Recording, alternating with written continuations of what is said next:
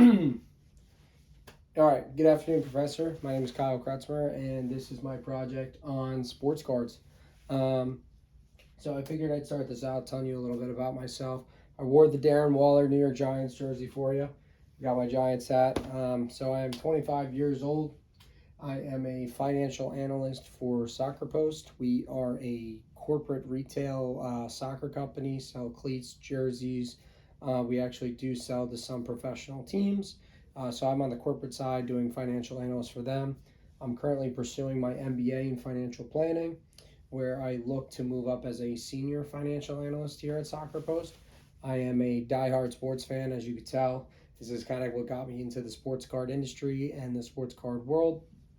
Um, I am a two-time state champion pole vaulter, played sports my entire life, baseball, basketball. In high school, I switched to track, became a two-time state champion pole vaulter. Didn't go play in college. I wanted to just focus on just going to school and getting good grades. Um, but sports pretty much runs my life, and that's how I got here, and that's why this is my business proposition. So I want to go over my life plan, just write that first and put it into writing to try to show how my business can help me accomplish these goals. I wrote on here, I want to live in a comfortable house with a nice backyard, have a successful business career in and out of the office, and live to with my family as close to stress free as I can. So basically, trying to achieve financial freedom as fast as I possibly can. But by doing this, I also want to be um, successful at doing good at what I do in the workplace where I feel valued, I feel motivated every day, I feel challenged in the workplace. And then outside of the workplace, I don't need one stream of income. I'm looking to invest, start this business, maybe get into a little bit of real estate, and have this business compound into different things to help achieve financial freedom in the long run. So here's the business proposition. I'm an avid sports card collector. I've been doing it my whole life. My parents used to buy me packs when I was 10 years old. Now the sports card industry has blown up into something completely different. What's one was thought as just something where little kids can open up cards, read the back of it, see stats of their favorite players. It's no longer a thing. This is kind of an adult thing now. Some of the boxes range between 500, 1,000, tens of thousands of dollars. For the example, I wanted to show you one of the recent cards in the collection. I don't know how close I need to get this. This single card alone is a graded card, 10-10, of one of the top quarterback prospects coming out this year's draft. That card goes for around $10,000 to $15,000 for one card. So I figured I'd show you that just to kind of give you a little bit aside. So the business proposition, back to this, is selling sports cards on the side of working my full-time job as a financial analyst. I have tens of thousands of cards from growing up, buying recently, buying bulk lots of people that are selling and just looking to make quick cash. Then I post that on eBay as individual cards, sell them all, and make a profit. I use that profit to put into more raw inventory lots, where then I have the choice to either send the card for grading or sell it on eBay as such. If the card is on its own, I gave you an example like this. This is what's considered raw. It's out of a PSA membership case. So based on the condition, if a card grades a 10, the value goes much up. So what I like to do is the cards I believe are in the best condition, send them to get graded. And the cards I don't believe that don't have the greatest chance, try to sell them on eBay, make the money I can, buy more inventory, and repeat the process until I keep profiting. So how I got started. While getting back into a hobby, I went on OfferUp and met a guy who was selling a sports card lot. I apologize. It was a Pokemon card lot for $1,000. We met up. The card conditions weren't as great as I thought. I explained to him the process of what I do. I go on eBay. I list cards individually. It takes up a lot of time. I buy shipping supplies. I buy cases for the cards. And I do a lot of things to care for the cards and make sure they ship correctly. Now, I have a great positive feedback background, so it's not like anybody can just go on eBay and do what I do. But what I told him was I wanted to give him the most amount for his money because I knew what he had was good stuff. We talked down from $1,000 to $500. Beyond my thought, I went through the cards and found a lot more than what I was expecting. Within 3 months, I sold this lot for around $3,000 and still own about half of the cards. So what's cool about what I like to do is with some of these lots, if there's cards that I want to keep, I do. So I could not only profit, but build my own collection on top of that. So this is kind of where I first realized that this is a major business proposition and this is what I really need to do. Not full-time as a career, but full-time on the side of my career. So here's the business plan. So the business plan is to simply grab all my old inventory and cards that I currently have available, go through, see what I think can actually grade as a high grade, and send them off to PSA, which I've been using and paying for with profits that I'm getting by selling raw cards. And if cards are not in the greatest condition, or if they are at the peak of a season, a big thing with the sports card industry is a player will sell best when it's in the playoffs and he's performing well. So if I have a bulk amount of cards of a player that's performing well, I'll put them up when they're doing good, so I know I could return the most profit.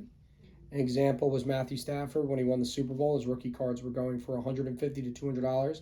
Nowadays, you could purchase that same card for $10. So the hype of selling a card, it's kind of like the stock market. You want to sell the card at the right spot at the right time. So we want to submit cards to PSA we think could get tens. We want to sell our raw cards at the right time. And we also just want to have a bulk inventory lot posted on eBay ready to sell at any time. We then turn those profits into bigger bulk inventory of buying bigger collections from people and using that to grade PSA. We then could take a little bit of cut of the profits and even keep some of the cards for our own collection. From the ground up. Now, if somebody were just listening to this and saying, hey, I could do this, I want to do this, there's a couple things that I wanted to go over so that you have a general idea. So a lot of people who sell sports cards will own a sports card store, which, you would have to build or you would have to pay for rent monthly. You would have to pay for insurance, a security system. You would have to have all that in place before even starting. Luckily for me, I do solely online. I keep the cards in my house, so I don't have to worry about owning a building or paying for that. Grading memberships. PSA is the number one grader, I believe, and they charge about $100 a year, and then it charges per card you ship to get graded. So if I wanted to send a card, you would have to pay every time that card ships on top of that membership. The membership is just being able to have exclusivity of it. Social media advertisement. I actually pay for $7.99 to have a check mark on my Twitter. I pay $15 to be in a Discord with select sellers and buyers that are buying a little bit more high-end stuff. So there's not just eBay when it comes to selling. There's multiple things, and you are paying for those services to have exclusive people look at your cards. Inventory. Obviously, this is where the bulk of your purchase would be if you're starting from ground zero. For me, luckily, I have tens of thousands of cards already, anywhere from low to all the way to, like I showed you, $10,000 card. So my inventory is very different. I have a wide portfolio when it comes to sports cards and Pokemon cards and Yu-Gi-Oh cards and things of that nature. But if you were looking to get into this, it would be want to purchase bulk inventories for someone that's just looking for cash and doesn't want to sell the cards individually. You would then post those cards individually and then turn those profits into more collections or bigger cards of players that you think are going to perform well.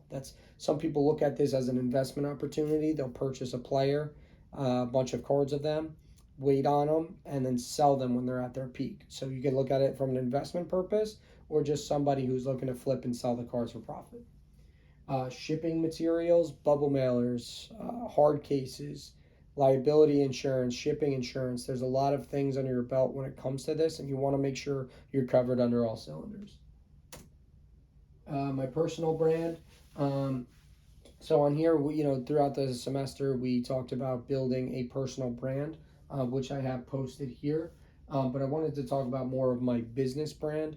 So although I am looking to supplement my income and use this as profit, I also want to be a face for the community. I want to be somebody that can be relied on if they want to purchase some of their favorite cards. I want to be someone that makes people smile again and get that same feeling they got when they were younger and were opening cards. Obstacles to look at. So it's good to know kind of where the kind of iffy marks on obstacles are. The number one I have listed on here are eBay and PayPal fees. eBay obviously is the best website to sell all your cards because you see millions of eyes on your cards every day. The problem is eBay is linked with PayPal. They have promotion fees, eBay fees, PayPal fees. Therefore, you're getting 15% of the card you sell deducted. Um, this would really be not beneficial. If you purchase a card on eBay for $50, you think, okay, well, now I could sell it for 65, and it sells for 65. You're not making much of a return because you got to take 15% off of that 65. Refunds. I try to do as little as refunds as I can. I care to put very well the description of the card and pictures of the corners and surface and things that collectors might look for.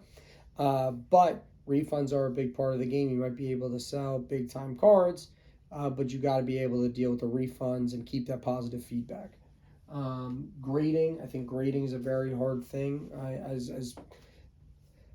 As perfect as I think I am at it, there are times for cards you think are going to get tens. They scale from 1 to 10, so 10 being the highest value.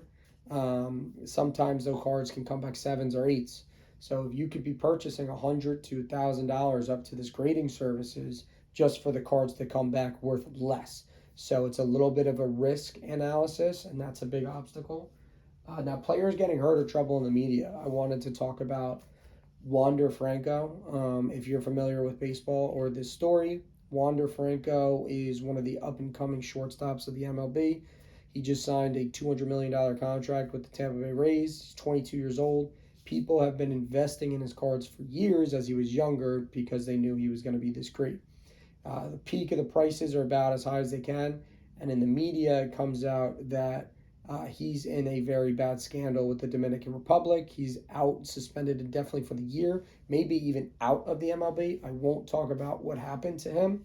But what I will say is those cards are selling for 5 to 10% of what they were 1 week ago. This is a very risky business. The more you hold cards, the less chance you have of making money. So I think for me, the best thing to do is purchase bulk inventory, post it right, let people buy the bulk of it. Some stuff will sit, and when those players do good, then it will sell. But it's not good to hold cards. Now, the sports card market, I kind of touched on this before.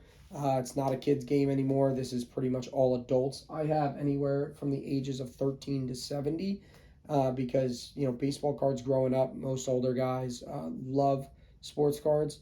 Male or female, it doesn't matter. Both I see into the sports cards market on top of Pokemon and Yu-Gi-Oh! And things of that nature. So anywhere between the ages of 13 and 70. Here's my financials. Last year I made around $6,000. This year I'm projected to make $8,000 plus, with almost $1,000 coming from this month alone. I hope to double that and triple that moving forward as I make this more of a full-time thing. How to differentiate from the comp. The way I do is top-notch shipping. You want to make sure these cards are absolutely secure, so when these people open up their cards, they know that it was safe moving from UPS or FedEx anywhere to their house.